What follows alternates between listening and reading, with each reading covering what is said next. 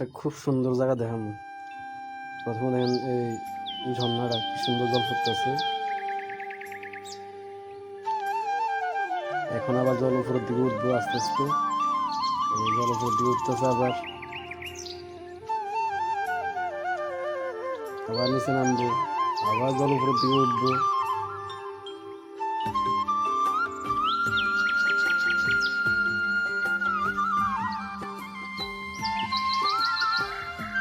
ঝর্ণাটা যে দেখলেন, এখান থেকে জলটা এখানে যায়। খুব ছোট, দেখতে অনেক সুন্দর। তারপর দেখা যায় একটা আশ্রম, একদম শান্তশিষ্ট পরিবেশ, একটাও মানুষ নেই। রামকৃষ্ণ আশ্রম নাম ছিল।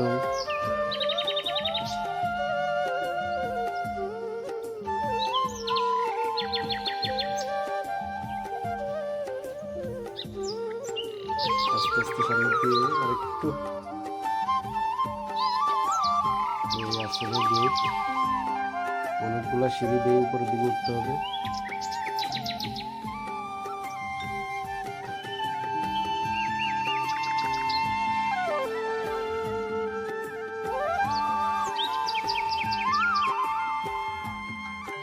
এইখানে আছে রামকৃষ্ণ ঠাকুর, ওনার পূজা করা হয় এখানে।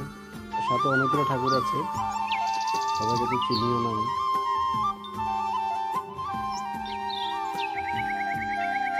একদম শান্ত পরিবেশ, একটাও মানুষ পেলাম না এখানে। এখানে একটা ভগবান আছে, এটা মনে হয় হয়তো বা মনস্কামনা হতে পারে, কিন্তু আমি শিওর না। এখন আসবো আমি। এই ঠাকুরটা মনে হয় মনস্কামনা।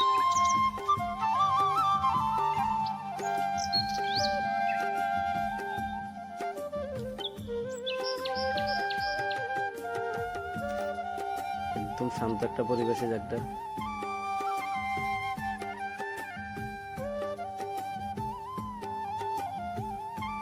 এটাও জানি কি ঠাকুর, গুরু মন্দির, কোন গুরু নাম তো জানি না আমি। বট গাছটা অনেক বড় বট গাছ, দেখতে অনেক সুন্দর লাগছে। এখানকার ঠাকুরগুলা কি ঠাকুর মনে হয়? রাম সীতা। রাম ত্রিশূল নিয়ে কেন থাকবো? রাম সীতা না মহাদেব হবে মনে হয়।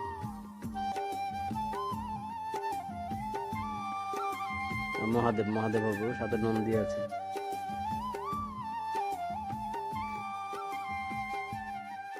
বোঝাই যাচ্ছে না ভিতরটা, এতটা অন্ধকার ভিতরটা।